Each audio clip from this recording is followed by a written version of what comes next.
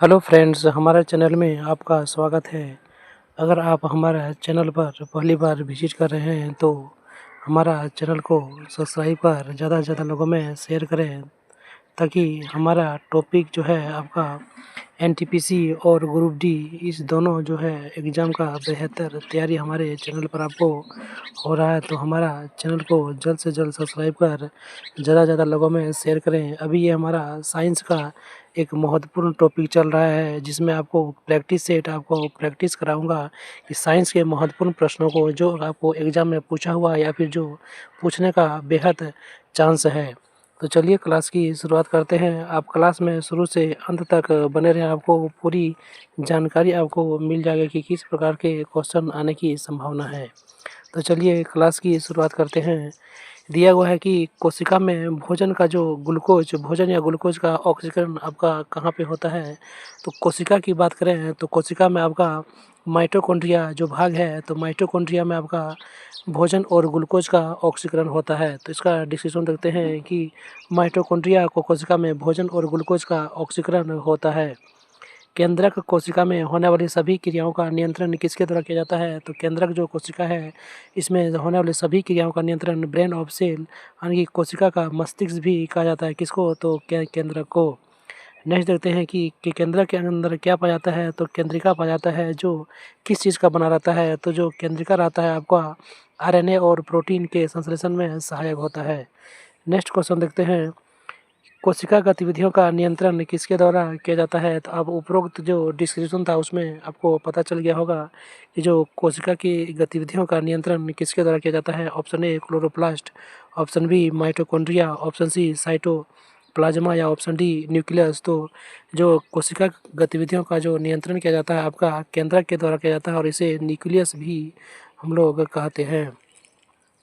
तो न्यूक्लियस द्वारा कोशिका की गतिविधियों का नियंत्रण किया जाता है। और क्लोरोप्लास्ट में आपका क्या पाया जाता है। तो क्लोरोप्लास्ट में आपका क्लोरोफिल पाया जाता है, जो प्रकाश संश्लेषण की क्रिया में सहायता होता है। और इसमें जो है प्लास्ट में ग्रेना और स्टोमा होता है, जो प्रकाशीय और अप्रकाशीय अभिक्रिया करता है। तो प्रकाशीय अभिक्रिया आपका ग्रेना में होता है, वहीं अप्रकाशीय अभिक्रिया की बात करें आपका स्टोमा में होता है। नेक्स्ट क्वेश्चन देखते हैं, वनस्पति कोशिका और प्राणी कोशिका के बीच अंतर किसकी उपस्थिति के कारण से होता है। ऑप्शन नंबर 28, इसमें आपको बोला गया है कि वनस्पति कोशिका और प्राणी कोशिका के बीच अंतर किसकी उपस्थिति के कारण से होता है। तो इसमें कौन सा ऐसा उपस्थिति है जिसके कारण से दोनों में हम अंतर विभेद कर सकते हैं। ऑप्शन ए कोशिका भित्ति, option B mitochondria, option C केंद्रिका या ऑप्शन डी प्लाज्मा झिल्ली। तो इसमें हम देखते हैं कि जो कोशिका भित्ति होता है यह आपका वनस्पति प्राणी में ही पाया जाता है, वनस्पति कोशिका में ही पाया जाता है। और कोशिका भित्ति प्राणी कोशिका के अंदर नहीं पाया जाता है। तो कोशिका भित्ति यानी कि सेल वाल जो होता है, इसी के कारण से प्लांट सेल और एनिमल सेल में अंतर पाया जाता है। और अब सेल वाल पूछें तो आपका सेल वाल जो है आपका सेल्यूलोज का बना रहता है। कोशिका भित्ति सिर्फ पादप कोशिका में ही पाया जाता है। वहीं प्लाज्मा झिल्ली जो है आपका दोनों में पाया जाता है। किसमें? तो पादप और जंतु दोनों में। यह एक कोशिका से दूसरे कोशिका में क्या करता है, तो पदार्थों का आवागमन का नियंत्रण करता है। और यह एक अर्ध पारगम्य झिल्ली है। कौन सा है? तो अर्ध पारगम्य झिल्ली है। नेक्स्ट क्वेश्चन देखते हैं कि निम्नलिखित में से कौन सी संरचना यूकेरियोटिक जो है प्रोकैरियोटिक कोशिका में नहीं पाई जाती है। तो इसमें से कौन सी संरचना जो है प्रोकैरियोटिक कोशिका में नहीं पाया जाता है। Option A ribosome, option B कोशिका झिल्ली, ऑप्शन सी केंद्रक झिल्ली या ऑप्शन डी कोशिका भित्ति। तो इसमें से जो केंद्रक झिल्ली होता है, तो केंद्रक झिल्ली आपका प्रोकैरियोटिक जीव में नहीं पाए जाते हैं। इसका डिस्कशन देखते हैं कि केंद्रक झिल्ली आपको प्रोकैरियोटिक जो कोशिका होता है उसमें नहीं पाया जाता है। प्रोकैरियोटिक जो कोशिका होता है उसमें कितने प्रकार के कौन से प्रकार के राइबोसोम पाए जाते हैं। तो उसमें आपका 70S राइबोसोम पाए जाते हैं। वहीं यूकेरियोटिक कोशिका की बात करें तो यूकेरियोटिक कोशिका आपका जो है 80S प्रकार के राइबोसोम पाए जाते हैं। यूकेरियोटिक कोशिका में केंद्रक और पूर्ण विकसित कोशिकांग पाए जाते हैं। किसमें? तो यूकेरियोटिक में आपका पूर्ण विकसित कोशिकांग पाया जाता है। नेक्स्ट क्वेश्चन देखते हैं। आप देख सकते हैं इसमें एक क्वेश्चन से आपको कम से कम 5 क्वेश्चन का जो है आपका आंसर प्राप्त हो रहा है। तो आप जो है इससे अपना जीके को, साइंस के जो है ज्ञान को अपना बढ़ा सकते हैं और एग्ज़ाम में बेहतर मार्क्स कर सकते हैं। आपको क्वेश्चन की क्वांटिटी आपका बढ़ेगा। नेक्स्ट देखते हैं कि माइटोकॉन्ड्रिया का मुख्य कार्य क्या है। माइटोकॉन्ड्रिया का मुख्य कार्य है कोशिका में क्या चीज़ का। Option A secretion, option B excretion, option C osmoregulation या ऑप्शन डी रेस्पिरेशन। तो जो माइटोकॉन्ड्रिया का जो कार्य होता है आपका होता है रेस्पिरेशन। रेस्पिरेशन का कार्य किसका होता है तो माइटोकॉन्ड्रिया का सेल में। वहीं माइटोकॉन्ड्रिया की बात करें तो जो माइटोकॉन्ड्रिया है इसका खोज किसके द्वारा किया गया था तो अल्टमैन नामक वैज्ञानिक के द्वारा इसका खोज किया गया था। वहीं माइटोकॉन्ड्रिया को क्या कहा जाता है तो माइटोकॉन्ड्रिया को कोशिका का पावर हाउस कहा जाता है, क्योंकि इसमें सभी प्रकार के खाद्य पदार्थ जैसे कि कार्बोहाइड्रेट, वसा और प्रोटीन का क्या होता है तो ऑक्सीकरण होता है। नेक्स्ट क्वेश्चन देखते हैं कि खाद्य पदार्थों में अधिक सेवन में नमक और चीनी डालकर उन्हें लंबे समय तक परिरक्षित किया जा सकता है। ऐसा इसीलिए क्योंकि अधिक नमक और चीनी क्या करता है तो आपका ऑप्शन नंबर ए सही हो जाएगा कि सूक्ष्म जीवाणु का जो द्रव कुंचन होता है, द्रव का हुआ क्या करता है तो कुंचन, कोशिका द्रव का हुआ कुंचन कर देते हैं। तो इसमें जो है आपका सही आंसर ऑप्शन नंबर ए हो जाएगा कि सूक्ष्म जीव जो होते हैं, सूक्ष्म जीव के जो कोशिका होता है उसका जो द्रव होता है उसका संकोचन के कारण ही पदार्थ जो है अधिक मात्रा में नमक और चीनी डालकर लंबे समय तक परिरक्षित किया जा सकता है। इसमें क्या करता है तो जो सूक्ष्मजीव होता है उसका कोशिका द्रव का जो है यह संकोचन करता है। कौन तो नमक और चीनी। नेक्स्ट क्वेश्चन देखते हैं कि तारक का यानी कि सेंट्रियोल जो है आपका पाया जाता है किसमें पाया जाता है। ऑप्शन ए प्राणी कोष में, ऑप्शन डी बी लाल सवाल में, ऑप्शन सी प्रोकैरियोट में या ऑप्शन डी पुष्पित पौधे में। तो आपका जो तारक केंद्र पाया जाता है किसमें पाया जाता है तो आपका प्राणी कोष में पाया जाता है। ऑप्शन ए आपका सही हो जाएगा कि जो तारक केंद्र होता है सेंट्रियोल जो होता है आपका प्राणी कोष में पाया जाता है। तारक केंद्र जो है कोशिका विभाजन में आपका सहायता करता है। तो तारक केंद्र का मुख्य कार्य आपका है कोशिका विभाजन। नेक्स्ट क्वेश्चन देखते हैं कि प्रकाश संश्लेषी जो वर्णक होता है हरित लवक के झिल्ली में क्या उपस्थित रहता है। Option A thylakoid, option B photoglobin या ऑप्शन सी मैट्रिक्स या ऑप्शन डी हरित लवण आवरण। तो जो प्रकाश संश्लेषी वर्णक होता है हरित लवण उसमें आपका क्या पाया जाता है तो थाइलेकॉइड पाया जाता है। उसमें थाइलेकॉइड पाया जाता है, क्या पाया जाता है तो थाइलेकॉइड पाया जाता है। नेक्स्ट क्वेश्चन देखते हैं कि राइबोसोम केंद्र है, राइबोसोम जो है आपका केंद्र है किसका केंद्र है तो प्रोटीन संश्लेषण का या प्रकाश संश्लेषण का या वसा संश्लेषण का या श्वसन का। तो जो राइबोसोम है राइबोसोम में आपका क्या होता है तो राइबोसोम में आपका प्रोटीन का निर्माण होता है। तो प्रोटीन संश्लेषण का यह प्रमुख केंद्र होता है। राइबोसोम का मुख्य कार्य क्या है तो राइबोसोम का मुख्य कार्य होता है अमीनो अम्ल के द्वारा प्रोटीन का संश्लेषण करने में सहायता करना। नेक्स्ट क्वेश्चन देखते हैं कि कोशिका के बारे में कौन सा कथन जो आपका सही नहीं है। लिखा कि कोशिका के आकार और आमाप विशिष्ट प्रकार से संबंधित होते हैं। ऑप्शन बी कि कुछ कोशिकाओं में बदलते आकार होते हैं। ऑप्शन सी प्रत्येक कोशिका के निष्पादन में अपनी क्षमता होती है या ऑप्शन डी सभी देह ऊतकों में एक ही प्रकार की कोशिका विद्यमान रहता है। तो इसमें आपका कौन सा जो है सही नहीं है तो ऑप्शन बी आपका सभी सही नहीं है, क्योंकि कुछ कोशिकाओं के बदलते आकार होते हैं, ये आपका जो है कथन गलत है। नेक्स्ट क्वेश्चन देखते हैं कि जैव कोशिका का कौन सा भाग पावर हाउस आपका कहलाता है। तो जो जैव कोशिका होता है जो सेल होता है उसका एनिमल सेल, इसका कौन सा भाग आपका पावर हाउस कहलाता है तो ऑप्शन ए कोशिका भित्ति, ऑप्शन बी केंद्रक या ऑप्शन सी माइटोकॉन्ड्रिया या ऑप्शन डी संपूर्ण कोशिका। तो आपका जो माइटोकॉन्ड्रिया होता है यह आपका पावर हाउस कहलाता है, क्योंकि इसमें जो है ऊर्जा का निर्माण होता है।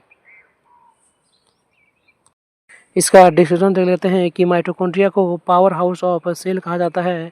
यह प्लांट सेल और एनिमल सेल दोनों में ही पाया जाता है। माइटोकॉन्ड्रिया क्या करता है कि एडीपी को एटीपी में और एटीपी को एडीपी में परिवर्तित करने का कार्य करता है। कौन तो माइटोकॉन्ड्रिया। नेक्स्ट देखते हैं कि जंतु कोशिका में निम्नलिखित में से क्या जो है अनुपस्थित रहता है। ऑप्शन ए सेलुलोज की कोशिका भित्ति, ऑप्शन बी केंद्रक या ऑप्शन सी माइटोकॉन्ड्रिया या ऑप्शन डी इनमें से कोई नहीं। तो आपका जो जीवाणु कोशिका होता है जंतु कोशिका, इसमें आपका सेलुलोज से जो बना हुआ कोशिका भित्ति होता है यह आपका नहीं पाया जाता है, क्योंकि यह सिर्फ जो है पादप कोशिकाओं में पाया जाता है। तो जो आप जान सकते हैं कि जो कोशिका भित्ति है सेल वॉल ऑफ किसका बना रहता है, तो सेल्यूलोज का बना रहता है। इसे आप जरूर याद रखिएगा। नेक्स्ट क्वेश्चन देखते हैं कि गोलजिका उत्पन्न हुए क्या चीज़ से, यानी कि गोलजिका जो है किस चीज़ से उत्पन्न हुआ है। ऑप्शन ए सूत्र कणिका से, या ऑप्शन बी जाइमोजन कणिका से, या ऑप्शन सी कोशिका भित्ति से, या ऑप्शन डी अंतःद्रवी रेटिकुलम से।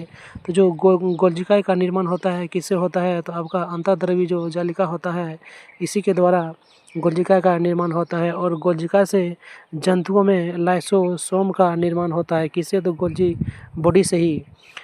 बॉडी से ही किसका निर्माण होता है, तो जंतुओं में लाइसोसोम का निर्माण होता है। और कोशिका भित्ति सिर्फ पादप कोशिका में पाई जाती है और यह सेल्यूलोज का बना होता है। नेक्स्ट क्वेश्चन देखते हैं। क्वेश्चन नंबर 39, निम्न में से कौन सा एकमात्र पादप कोशिका है जो बिना न्यूक्लिया का होता है। वह कौन सा पादप कोशिका है जो बिना न्यूक्ली का होता है। ऑप्शन ए मूलरोम, ऑप्शन बी सहचर कोशिकाएं, ऑप्शन सी वाहिनी कोशिकाएं, या ऑप्शन डी एधा कोशिकाएं। तो ऑप्शन सी जो है वाहिनी कोशिकाएं। तो वाहिनी जो कोशिका होती है यह एकमात्र ऐसा पादप कोशिका है जो बिना न्यूक्लियस का होता है। जड़ के पतले धागे जैसी निकला होता है जिसे मूल रोम कहते हैं हम लोग। मूल रोम किसे कहते हैं, तो जड़ में एक पतले धागे की तरह निकला रहता है उसे हम लोग मूल रोम कहते हैं। नेक्स्ट क्वेश्चन देते हैं। क्वेश्चन नंबर 40, इस संरचना के कौन से जो प्रायः पादप और जंतु दोनों कोशिकाओं में पाए जाते हैं, वह कौन सी जो है कोशिकांग है जो पादप और जंतु दोनों में पाए जाते हैं। तो ऑप्शन ए अंतःद्रवी जालिका या कोशिका कला, ऑप्शन बी कोशिका कला और कोशिका भित्ति, ऑप्शन सी कोशिका भित्ति और सेल्यूलोज, ऑप्शन डी न्यूक्लियस या क्लोरोप्लास्ट। तो आप देख सकते हैं ऑप्शन इसमें आपको छांटने का जो है कला होना चाहिए। तो इसमें देख सकते हैं आप क्लोरोप्लास्ट सिर्फ पौधों में पाया जाता था, ये ऑप्शन जो है डी खत्म हो गया। वहीं देखते हैं ऑप्शन सी में आपका कोशिका भित्ति दिया हुआ है तो यह सिर्फ पादप में पाया था, ये भी गलत हो गया। ऑप्शन बी देखते हैं आपका कोशिका भित्ति दिया हुआ, ये भी गलत हो जाएगा। तो सही आंसर जो है आपका ऑप्शन नंबर ए हो जाएगा कि अंतःद्रव जालिका और कोशिका कला जो है दोनों में पाया जाता है। इसमें डिस्क्रिप्शन देखते हैं कि कोशिका भित्ति और क्लोरोप्लास्ट सिर्फ किस में पाया जाता है, तो ये दोनों चीज़ जो है सिर्फ आपका पादप कोशिका में ही पाया जाता है। नेक्स्ट क्वेश्चन देखते हैं कि निम्नलिखित में से किस सवाल का प्रयोग अंतरिक्ष अनुसंधान में किया जाता है। तो वह कौन सा सवाल है जिसका प्रयोग आप अंतरिक्ष अनुसंधान में कर सकते हैं। Option A Chlamydomonas, option B Chlorella, option C Hydrodictyon, या ऑप्शन डी क्लेडोफोरा। तो ऑप्शन बी आपका जो है क्लोरेला, इसका प्रयोग जो है यह एक सवाल है। क्लोरेला क्या है, तो क्लोरेला एक सवाल होता है और इसका जो है उपयोग अंतरिक्ष यात्रियों के द्वारा अंतरिक्ष अनुसंधान में किया जाता है। इसमें देखते हैं कि अंतरिक्ष यात्री जो है यान के खोज में भोजन और ऑक्सीजन के लिए क्लोरेला को अपने साथ ले जाते हैं। यह क्या करता है, तो भोजन और ऑक्सीजन दोनों के लिए उपयोगी होता है आपका क्लोरेला। नेक्स्ट क्वेश्चन देखते हैं।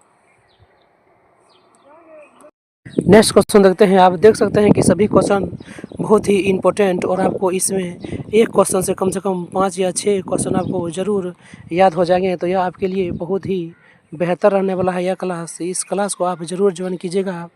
इसमें आपको साइंस का जो है आपका प्रैक्टिस सेट हो रहा है, रेलवे साइंस का सभी प्रैक्टिस सेट हो रहा है। तो इस प्लेलिस्ट पे जाके आप जो है सारी क्लास को देख सकते हैं।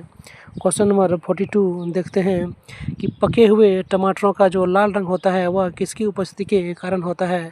तो जब टमाटर पक जाता है तो उसका रंग जो है लाल हो जाता है, वह किस कारण से होता है। तो ऑप्शन बी जो है कैरोटीनाइड नामक वर्णन के कारण ही टमाटर का रंग जो है लाल होता है। नेक्स्ट देखते हैं कि पर्णहरित जो है प्रकाश संश्लेषण की क्रिया में आपका सहायक होता है। हार्मोन जो है शरीर के भिन्न क्रियाओं का नियंत्रण करता है और शरीर के वृद्धि और विकास में जो है सहायता करता है। कौन, तो हार्मोन। यह क्या करता है, तो भिन्न भिन्न प्रक्रियाओं का जो है क्रियाओं का नियंत्रण करता है और वृद्धि और विकास को सहायता करता है। वहीं देखते हैं कि विटामिन की बात करें तो विटामिन की जो खोज है आपका कब हुआ था, तो 1912 ईस्वी में विटामिन का खोज होता है और फंक नामक वैज्ञानिक द्वारा इसका खोज किया जाता है। विटामिन से किसी प्रकार का हमें ऊर्जा की प्राप्ति नहीं होती है। तो विटामिन से हमें ऊर्जा की प्राप्ति नहीं होती है, लेकिन यह शरीर के लिए बहुत ही लाभदायक है। यह हमारे उपापचय क्रिया को नियंत्रित करता है। नेक्स्ट क्वेश्चन देखते हैं कि 1831 ईस्वी में एक कोशिका के अंदर केंद्रक का खोज किसके द्वारा किया गया था। तो आप जरूर याद रखिएगा कि कोशिका के अंदर जो केंद्रक था इसका खोज जो है कब हुआ था, तो 1831 ईस्वी में इसका खोज होता है। और इसका खोज जो है कौन करता है, तो रॉबर्ट ब्राउन नामक वैज्ञानिक के द्वारा इसका खोज किया जाता है। इसका डिस्क्रिप्शन देखते हैं कि 1831 ईस्वी में कोशिका के जो अंदर जो केंद्रक होता है इसका खोज रॉबर्ट ब्राउन नामक वैज्ञानिक द्वारा किया गया था।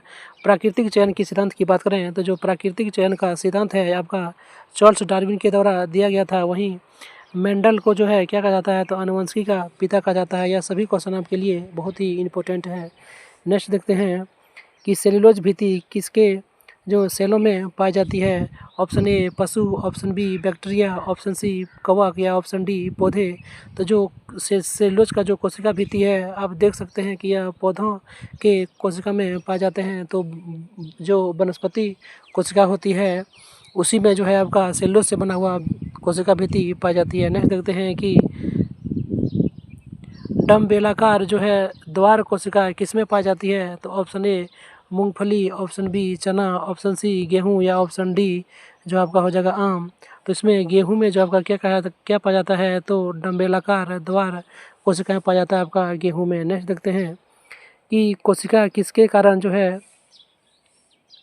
अस्फीत हो जाता है। कोशिका जो है किसके कारण जो है स्फीत हो जाता है। तो ऑप्शन ए जीव द्रव कुंचन, ऑप्शन बी बहिर्प्रासरण या ऑप्शन सी अंतःप्रासरण या ऑप्शन डी बहिर जो है विसरण। तो इसमें अंतःप्रासरण जो प्रक्रिया होती है तो अंतःप्रासरण की प्रक्रिया के द्वारा फूलने लगती है और इसे ही स्फीति कहा जाता है। तो जो कोशिका की फूलने की जो प्रक्रिया है उसे जो क्या कहा जाता है तो स्फीति कहा जाता है। तो यह अंतःप्रासरण के कारण होता है। अंतःप्रासरण के कारण जो है कोशिकाएं फूलने लगती है और इसे ही स्फीति कहा जाता है। नेक्स्ट क्वेश्चन देखते हैं अतिवर्धन का क्या अर्थ है। ऑप्शन ए अति लोलुपतापूर्ण खानपान, बी कोशिका की संख्या में असमान वृद्धि या सी किसी कोशिका के आकार में वृद्धि या डी कोशिका जो पेशी होता है पेशी में अत्यधिक गतिशीलता।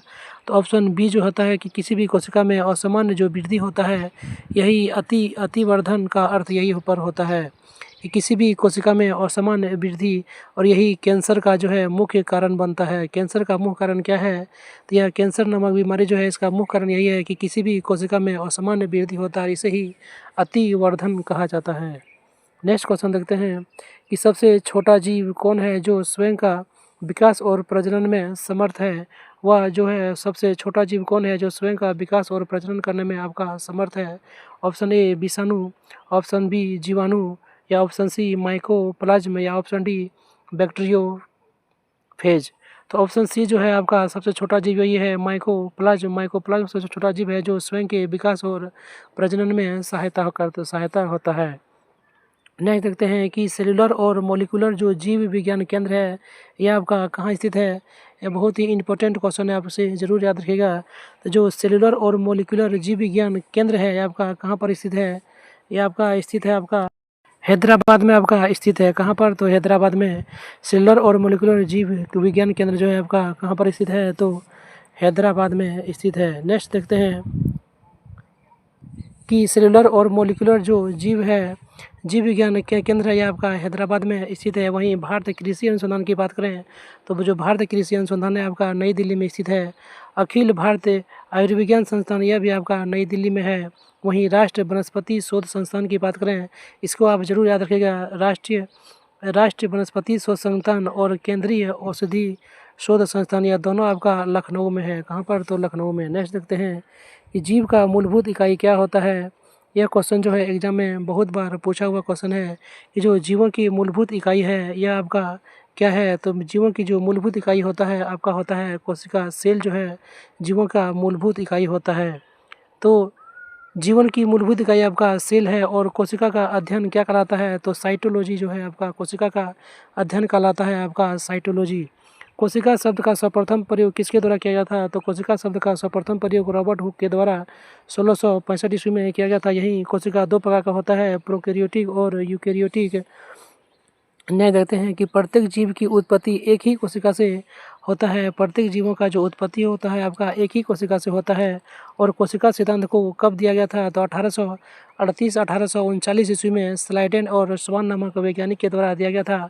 सबसे बड़ी कोशिका की बात करें तो जो सबसे बड़ी कोशिका आपका शुतुरमुर्ग का अंडा होता है ऑस्टिक एग जो होता है यह सबसे बड़ी कोशिका आपका होता है। नेक्स्ट देखते हैं कि मानव शरीर में मौजूद जो है निम्नलिखित में से किस जो कोशिका में जो है माइटोकॉन्ड्रिया नहीं पाया जाता है। यह जो है क्वेश्चन आपको कंफ्यूज करने वाला क्वेश्चन है, इसे आप ज़रूर याद रखिएगा। तो यह कौन सा जीव है या शरीर का अंग है जिसमें आपका माइटोकॉन्ड्रिया नहीं पाया जाता है? तो ऑप्शन ए देखते हैं लाल रक्त कोशिका, ऑप्शन बी देखते हैं यकृत कोशिका, ऑप्शन सी मांसपेशी कोशिका या ऑप्शन डी श्वेत रक्त कोशिका। तो आपका जो आरबीसी होता है, आरबीसी जो आपका होता है, तो आरबीसी में आपका क्या नहीं पाया जाता है? तो आरबीसी में आपका माइटोकॉन्ड्रिया नहीं पाया जाता है। तो जो लाल रक्त कोशिका होता है इसमें माइटोकॉन्ड्रिया नहीं पाया जाता है। वहीं माइटोकॉन्ड्रिया की बात करें तो माइटोकॉन्ड्रिया का खोज कब किया गया था? तो 1890 ईस्वी में ऑल्टमैन के द्वारा किया गया था। लेकिन इसका नाम की बात करें तो इसका जो नामकरण है, इसका नामकरण जो आपका सी बेंडा नामक वैज्ञानिक के द्वारा किया गया था। और माइटोकॉन्ड्रिया आपका श्वसन स्थल है। माइटोकॉन्ड्रिया को क्या कहा जाता है? तो कोशिका का शक्ति केंद्र या ऊर्जा घर कहा जाता है। देखते हैं कि डीएनए केंद्र के अलावे माइटोकॉन्ड्रिया और हरित लवक में पाया जाता है। क्या बोलता है कि डीएनए जो है आपका कहाँ कहाँ पाया जाता है? तो डीएनए केंद्रक के अलावे, केंद्रक में तो डीएनए पाया था, तो केंद्रक के अलावा आपका माइटोकॉन्ड्रिया और हरित लवक जो है इसमें भी आपका डीएनए पाया जाता है। वहीं देखते हैं कि लाइसोसोम को क्या कहा जाता है? तो लाइसोसोम को आत्मघात की थैली कहा जाता है। और राइबोसोम को क्या कहा जाता है? तो राइबोसोम को प्रोटीन का फैक्ट्री कहा जाता है। राइबोसोम को प्रोटीन का फैक्ट्री कहा जाता है। नेक्स्ट देखते हैं कंसंट्रेशन जो ग्रेडियंट होता है, कंसंट्रेशन ग्रेडियंट के खिलाफ कोशिका में हलचल को क्या कहा जाता है? तो जो कंसंट्रेशन ग्रेडियंट के खिलाफ जो कोशिका का जो हलचल होता है उसको सक्रिय परिवहन कहा जाता है। उसको क्या कहा जाता है? तो उसे सक्रिय परिवहन कहा जाता है। ऑप्शन ए आपका सही आंसर हो जाएगा। अर्धसूत्र जो विभाजन होता है आपका जनन सेल में पाया जाता है। कौन? तो अर्धसूत्र विभाजन आपका जनन सेल में पाया जाता है। इसके जो है एक सेल का विभाजन आपका 4 सेल के निर्माण का होता है। अर्धसूत्री विभाजन में प्रोफेज की जो अवस्था होता है यह सबसे लंबी अवस्था होता है। तो यदि अर्धसूत्री की बात करें तो अर्धसूत्री में कौन सा फेज जो है सबसे लंबा होता है? तो आपका जो प्रोफेज होता है यह आपका सबसे लंबा होता है। वहीं समसूत्री विभाजन की बात करें तो जो समसूत्री विभाजन होता है आपका कायिक यानी कि सोमेटिक सेल में होता है और प्रोफेज भी इसमें सबसे छोटी होती है। वहीं नॉन क्रॉसिंग ओवर की बात करें तो जो क्रॉसिंग ओवर हमेशा नॉन स्टेरॉयड क्रोमेटिड के बीच पाया जाता है। तो आप देख सकते हैं इसमें जो है अर्धसूत्री विभाजन में क्या होता है? तो प्रोफेज की अवस्था सबसे लंबी होती है। वहीं यदि समसूत्री विभाजन की बात करें तो यह सोमेटिक सेल होता है और इसमें जो है प्रोफेज की अवस्था सबसे छोटा होता है। अर्धसूत्री विभाजन में प्रोफेज की अवस्था सबसे लंबी होती है, वहीं समसूत्री विभाजन में प्रोफेज की अवस्था सबसे छोटी होती है।